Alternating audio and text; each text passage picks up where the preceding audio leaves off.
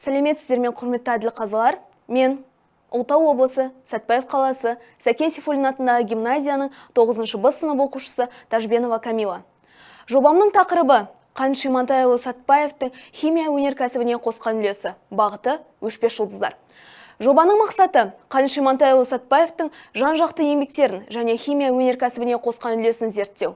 Міндеті Қазақстанда химия ғылымының дамуы, еліміздің экономикасының дамуына негіз болуы. Қазақстанды химия ғылымына Қаныш Имантайұлы Сәтпаевтың қосқан үлесін айқындау.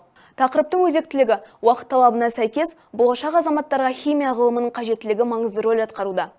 Қаныш Имантайұлы Сәтпаевтың химия ғылымы саласында да қарқынды жұмыс атқарғанын болашақ ұрпаққа насихаттау. Қазақстандағы химия өнеркәсібін алғаш дамытқан, зерделеген ең бірінші ғалым Қаныш атамыз. Жаратылыстану ғылымдарының ішінде химияның жетекші рөлін, сондай-ақ оның орасан зор халық шаруашылығы маңызын бағалай келіп, Қаныш Имантайұлы Қазақстанда химия ғылымының дамытуға, химик кадрлар даярлау мен тәрбиелеуге аса назар аударды. Мәселен, оның бастамасы бойынша Қазақ СССР ғылым академиясы жүйесінде республиканың барлық негізгі өнеркәсіп аудандарында химиялық ғылыми мекемелер желісі құрылды. Химия өнеркәсібі ол ауыр өнеркәсіптің жетекші салаларының бірі. Еңбек заттарын, яғни шикізаттар мен материалдарды өңдеуге, негізінен химиялық әдістерді баса қолданатын өндіріс салаларының кешені. Қаныш Имантайұлы мұнай, химиялық синтез және полимерлер алу үшін ембі мұнайын зерттеуді ұйымдастырудың пайдасы туралы дәлелді деректер келтіріп, көп кешікпей жоғары молекулярлық қосындылар химиясы мен полимерлер өнеркәсібі лайықты орын алатын Қазақстанда химия дамуының болашағын сипаттап берді. Қазақстандағы химия өнеркәсібінің шикізат ресурстары және химия ғылымының міндеттері, сондай-ақ қамыстың, сабанның, өсімдіктердің дәрі-дәрмектік және техникалық түрлерінің орасан зор қоры республикадағы химия өнеркәсібінің көптеген салалары дамыту үшін шикізат базасы бола алады.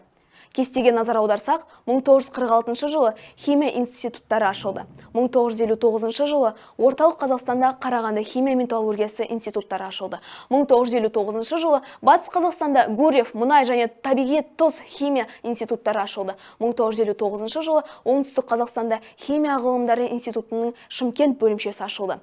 1959 жылы орталық Қазақстанда Қарағанды институтының Теміртау бөлімшесі ашылды. Қазақстаны фосфориттері Қаратаудың солтүстік шығыс бөктерін бойлап 120 километрге дейін созылған жерде фосфорит қабаттары орналасқан. Мұндай 40-тан астам өнеркәсіптік кен орны бар екенін анықталды. Қаратау кеніштеріндегі фосфорлы ангидриттің құрамы орта есеппен 26%-ға дейін жетеді. Бұл оны ақш-тағы, Тунистегі және Мароккодағы аса ірі фосфорит кен орындарының бір қатарға қояды.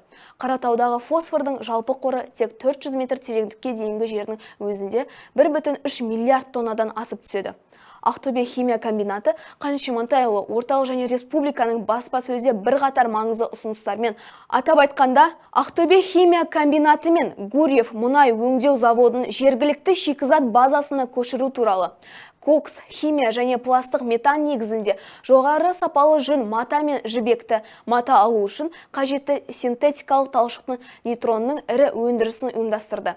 Павлодар мұнай өңдеу зауыты орталық Қазақстанның өндіргіш күштерін зерттеуге арналған Қазақ СССР ғылым академиясының көшпелі сессияларында Қаныш Имантайұлы орталық Қазақстанда ең алдымен Қарағанды металлургия заводының кокс химия цехтарын және Павлодардағы мұнай өңдеу заводының түсті металлургия заводтарының қосалқы өнімдер негізінде ірі химия өнеркәсібін ұйымдастыру үшін зор мүмкіндіктер бар екенін атап көрсетті.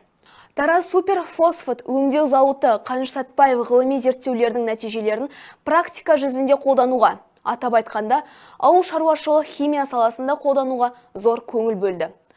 Ауыл шаруашылық дақылдарының шығындылығын ең алдымен тың жерлерде арттыруға ерекше маңыз бере отырып, ол таяу жылдардың ішінде ауыл шаруашылығын арзан фосфор тыңайтқыштармен қамтамасыз ету қажеттілігін еске салды.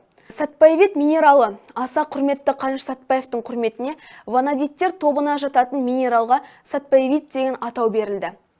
Қоспалары мыс пен мырыштан тұрады. Бұл элемент агрегатты ұндай үгітілген мотоколлоидты қол жабысқыш, сирек ұсақ қабыршақты немесе түйіршікті. Түсі қанық сарыдан ашық сарыға дейін, күңгірт, Кейде жібекше құлпырған. Қаттылығы 1,5-тен бастап 2-ге дейін барады. Тығыздығы 2,4 грамм бөлінген сантиметр куб. Сәтпаевит алғаш Қаратаудағы Құрымса және Балас ауысқан кенді даласының сазды антраксолитті қабаттарынан табылған. Қорытындыға келсем, Қаныш Имантайұлының алдағыны болжай біліп, ғылымның жекелеген салаларының, оның ішінде өз мамандығынан алыс жатқан салаларының атқарар рөлін дұрыс бағалайтын қабілетті мен көзқарасының ауқымдылығы мені осы күнге дейін қайран қалдыруда. Назарларыңызға рахмет. Қош сау болыңыздар.